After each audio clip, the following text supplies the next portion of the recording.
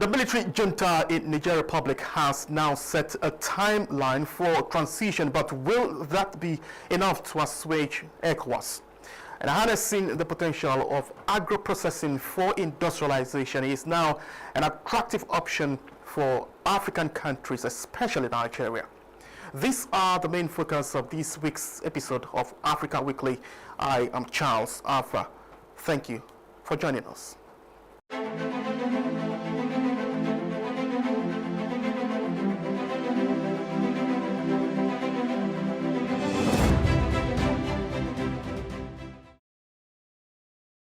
Now, the head of the military junta in the Niger Republic, General Abdurrahman Tiani, has assured that the transition period could not exceed 3 years, while warning foreign countries against military intervention aimed at his country.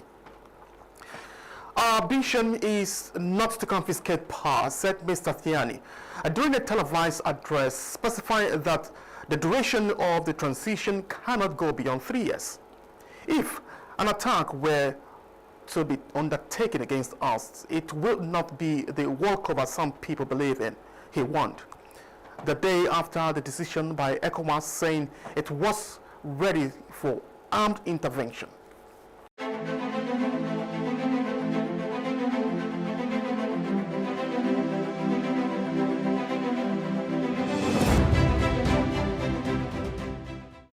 The ECOWAS Commission says all options are still being explored to restore constitutional order in Niger.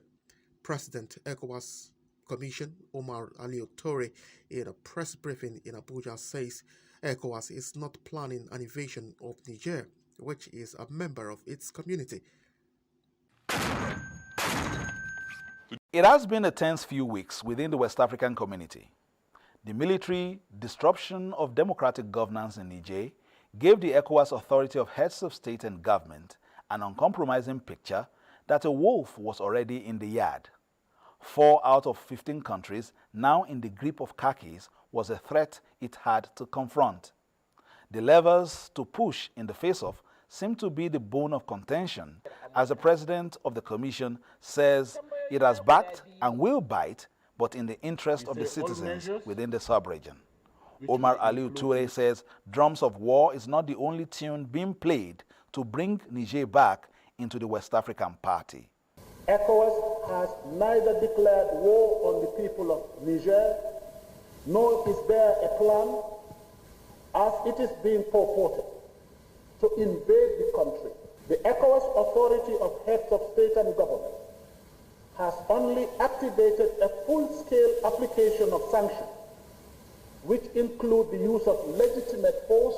ECOWAS says it is employing elements of its instruments, including an engagement with military authorities, as evident in its missions to Niger, seeking a resolution and a return to constitutional order. So while we are determined to bend over backwards to accommodate diplomatic efforts, we are not unaware of the true intention of some of the members of the military leadership. ECOWAS, however, maintained its determination to end the ugly trend of military takeovers in the sub-region.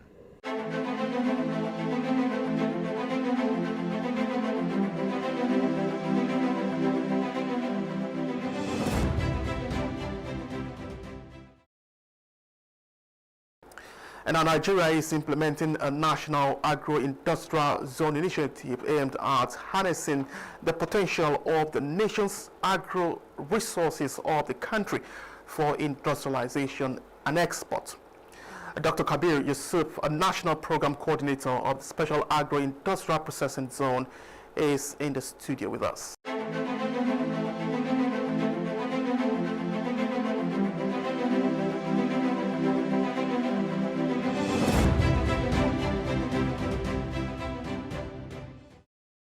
All right, joining me now in the studio is Dr. Kabir Yusuf. He's the National Program Coordinator of the Special Agro-Industrial Processing Zone.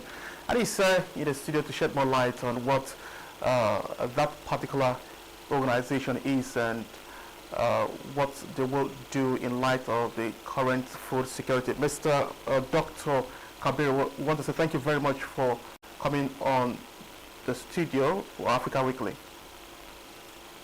Thank you very much for having me. And now what role will, or let us begin by telling us what is OFSAPZ and what role is it playing in light of the current food security issues? Okay. OFSAPZ, Special Agro-Industrial Processing Program, is a collaboration between donor funders and the federal government of Nigeria. In a nutshell, it is the answer to diversifying Nigeria's economy with agriculture. It's government-enabled, private sector-led, value addition, agro-industrial processing project that seeks to support crops in states with comparative advantage through a two-model system, from processing, from production, all the way to processing. So what we have 8 states now: Kano, Kaduna, Kwara, Oyo, Cross River, Ogun, and the FCT. So we look at crops that have comparative advantage in these states, and we have a system whereby we boost production through an ATC where we have clustered farmers. We support them with irrigation facilities, dam, mechanization to ensure that we boost the production of those specific crops, and we also have aggregators to offtake those crops immediately at a comparative price to support the farmers, and then to sell to our second model, which is our AIH, our processing zones that we've built for those states. So basically it's a model that facilitates and supports production and processing for Nigeria to produce what it eats, and importantly to also export it. It's very critical to food security in Nigeria. The first thing is post-harvest loss. If we're able, under the OFSAPZ, which is the objective, once we start, we would be reducing post-harvest loss to possibly about 80%. Currently, we have about 40 to 60% of post-harvest loss. Once you are able to close that gap, a 30-40% gap of post-harvest loss, you virtually just improve the amount of food in production. Perishable crops, if you're able to ensure that they don't spoil, they're now in the market. And the same thing with cereals and different other agricultural commodities. So it's very, very critical to food security. And OFSAPZ, as I said, is the answer for Nigeria to diversify its economy with agriculture. I'll just give you a small example, a small scenario with one value chain, one crop, one value chain. Let's take cocoa, one of our crops in Cross River. The main ingredient for chocolate is cocoa, and 70% of world's cocoa is being produced by 4 West African countries: Nigeria, Ghana, Cameroon, and Ivory Coast. 70%. Chocolate is $100 billion industry. So, and Africa only gets 2% of that amount. Why? Because once we produce, we export. And what happens? The price of cocoa bean fluctuates, and our farmers bear that brunt. So imagine if we're able to domesticate that processing. We produce this cocoa, we're able to process it even if it's not 100% to chocolate dust. So that means we're getting a large chunk of that $100 billion industry. That's more money to our farmers, more money to our economy. It's incentivized private sector to come in and our farmers to invest. So importantly, OFSAPZ will help food security enormously in Nigeria. Thank you. Okay, now, so you made mention of, the policy being domesticated. Then you talk about there's so much, from what I've heard you say just in a moment. And if you begin to look at the domestication, which will invariably enable, this OFSAPZ, do more. How far have you gone about domestication that you just talked about? Well, domestication specifically, domestication of processing of our activities. Just as I mentioned, the cocoa bean. So we usually export cocoa bean to other countries that they process to chocolates and to all other commodities. So what we want to domesticate is that processing, virtually producing what we eat, as opposed to the imports. We import a lot of our agricultural commodities, a lot of the food we eat is imported. So the OFSAPZ is here to ensure that those commodities are not only produced and farmed in the country, but they are processed to finished goods in the country. If it's chocolate, if it's cereal, what have you, different type of agricultural commodities. Okay, so now this domestication, have you set the motion in process? Yes. Okay. So the OFSAPZ is supported with a catalytic fund in collaboration with African Development Bank, Islamic Development Bank, and IFAD. So those funds are supposed to build those transformation centers, which are clusters of farmlands with irrigation facilities, dam. We call them the production drivers, to support these farmers to produce these commodities in economic quantities. And at the other hand, in the same state where those comparative advantage are, we also build a processing zone. That processing zone would have water treatment plants, processing facilities that will also enable private sector to come in. As I said, it's a government-enabled, private sector-led project. So the aim of the OFSAPZ is to reduce that transaction cost, to give appetite to private sector to come in and invest, to come in and put in their processing facilities. It comes along with a lot of enabling policies that would support that. So by the time we do that, and it supports them. You would rather come here and process your agricultural commodities, you process your sesame to sesame oil. It's cheaper for you to buy the products here, process it here before you export it, than export it to your country that possibly may have high labor cost, and then you process it and you import it back. So these are some incentivizing support that government is providing to ensure this domestication is done effectively and in good time.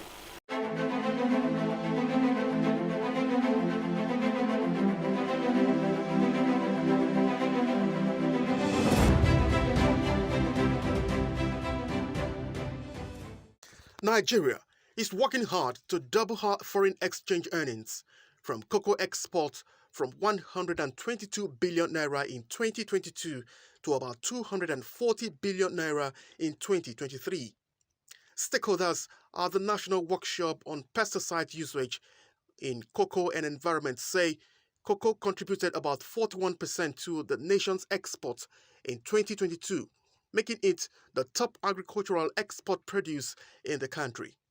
But they agreed that the sector can only achieve its target of more revenue if it overcomes the challenges of poor production and storage system, which necessitated a training on how to apply internationally approved pesticides, especially European Union approved ones on cocoa, to make cocoa beans from Nigeria widely acceptable in the global market.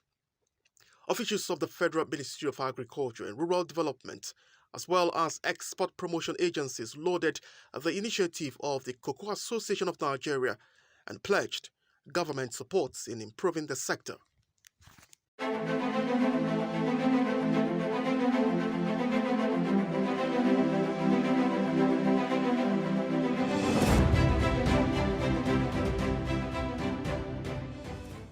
Joining me now to talk more on the harnessing of potential of cocoa for Nigeria's foreign earning is the National President, Cocoa Association of Nigeria, Mr. Muftau Bolariwa. I want to say thank you very much for coming on the program, sir. Thank you, sir. Okay, now let's begin this way. In between 1970 to the 80s, cocoa contributed about 15%, to the national GDP. And fast forward to 2012, we also saw a situation where the same subsector of the agriculture contributing about $900 million, to Nigeria in this regard. So if you begin to look at cocoa production and exports as we speak right now, what potential does this product have for exports for Nigeria right now? Well, let me recap as you have said. Cocoa has always been the Nigerian mainstay in agriculture since the early 60s, 70s, part of 80s too. But by 1987, there is a complete liberalization of cocoa commodity generally in Nigeria by dissolution of marketing board. And that came up because of most of the misbehaviors of the so-called board then, when the farmers that actually doing the work are not get the right benefits to their product. And when most of the farmers have started cutting down the cocoa tree in the farm. So the government now feel, look, what can we do to ensure that the farmers get the right atmosphere? And that's why the board was dissolved in 1987 by Major General Babangida. And since then, yes, it was higher before. We are number 4. And we are next to Ghana. Ivory Coast was number 3 then. But after this crisis, we dropped to number 3 at a far distance, because from the blue, the Ivory Coast came that came from the background and become the number 1. They became the number 1 of the cocoa producing states. As we speak today, Ivory Coast is producing 2.2 million tons of cocoa in a year. Ghana too, very close to 1 million, while Nigeria were at a distance of 300,000 tons. Wow. Okay, so if you now begin to look at, the picture you have painted, can you say at this point that Nigeria has, or the cocoa products now has the potential for export? What is the organization doing, to enhance this? What we are trying to do is, since the farmers now are getting the right price for their product, all we need to do is to do it right. And how do we do it right? We have to increase our production and the quality. Once 2 factors can be achieved, which we have been trying to achieve, that's one of the reasons why we held a program a week ago in Akure on the pesticides application and uses, because the European Union were complaining that the residue value of the pest control in cocoa is too high, and because that they were threatening to ban Nigerian cocoa. And that's the reason why we have to hold that program to invite the CRANE, NAFDAC, SON, and all various organizations, that all of us must be on the same page to ensure that we have the right product to the market.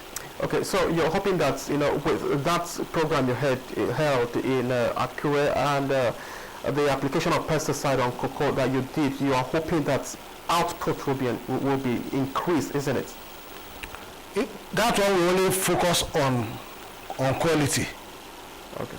But the other program we are still having that we are yet to be done is to ensure, because if you want to increase production, you have to raise seedling in all the 16 cocoa producing states in the federation, which is our own next target, to ensure that cocoa garden are all available in all cocoa producing states in Nigeria. Because without the cocoa seed garden with high varieties, and ensure that the farm gets to the farmer at the right time, so that they can plant, so we can increase our production. It's possible. It's very small. The whole Ivory Coast, Ghana we are talking of, it's just only two states in Nigeria can produce what they are producing. Because Ondo State, Osun State, Edo State alone can produce what all of this want. But we need the right approach, both the private sectors and the government sector, to ensure that we all come together and do the right thing to ensure that our production has to be increased. Okay. We have no alternative. Right. Also, when we are not even getting any forex from any other angle now. The oil price is not something that is favorable now. Took over. Yes, initially one of the that we have been able to achieve is that all our farmers now, they are now coming together. They have different farmers who are able to gather everybody together. They have their cooperative, they have their union under the umbrella of Cocoa Association of Nigeria. So that's number 1. We are doing the elimination from various states who are involved in this trading. The exporters too, also have to be in the same page. The processors too have to be in the same page. All these people we are bringing them together as an association to ensure that we form a vibrant team to solve all these problems. That's number one. Because when you don't buy in to the support of the people, there's nothing you can achieve. That one is already done. Now, if before now our production has dropped seriously to around 250. When we start, when the association came up now, at least we have been able to improve it to 300, 320. This year, because of the long rain and this, what's it called, the problem of the black pod and so many black pod disease in the farm. Yes, we are looking at the same target of 285 to 300 tons. That's what we expected. But it can still be improved. We can produce 1 million tons that they are producing. But what I am saying is that we need, this thing requires fund, requires education, requires support from both the government and every one of us to ensure that we have no problem with our soil. We don't have a problem with our soil. In fact, the aroma of Nigerian cocoa is better. But because we don't have enough volume, some people are doing, some unscrupulous members are doing adulteration in this cocoa, mixing some this thing, which can equally affect our production. Because once you are not giving the right things to the market, the users will run away from your country. All right, thank you very much, Mr. Muftar Balariwa. I want to say thank you very much for finding time to shed more light on cocoa production on our program. Thank you for having me in your station. All right.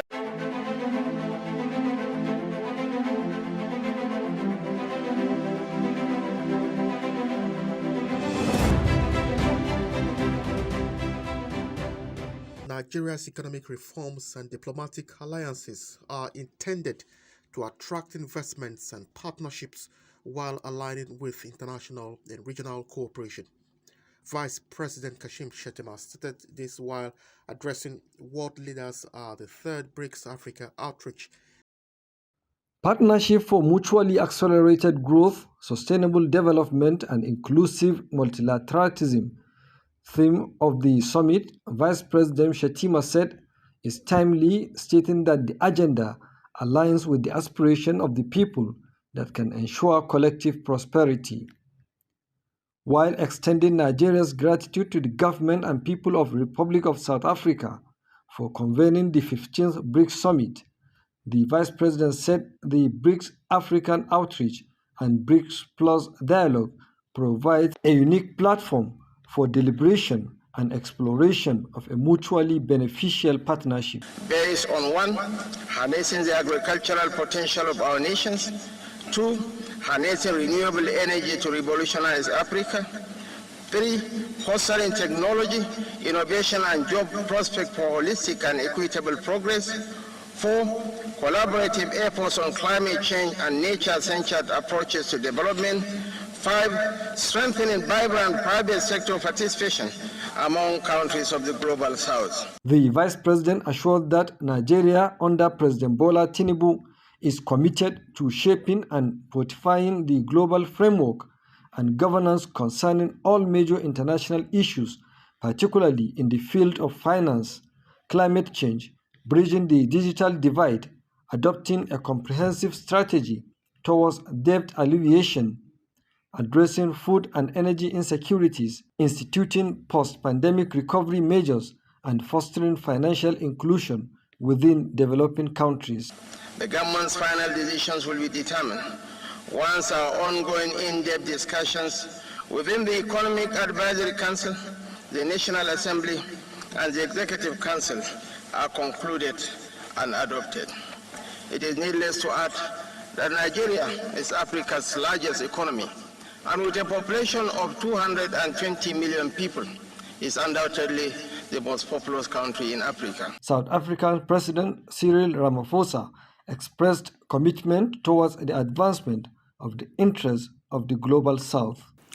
We had an opportunity to receive a report from the President of the New Development Bank, Dilma Rousseff, on the vision and the role of the bank and the role that it intends to play to support infrastructure and sustainable development in Africa and in the global south.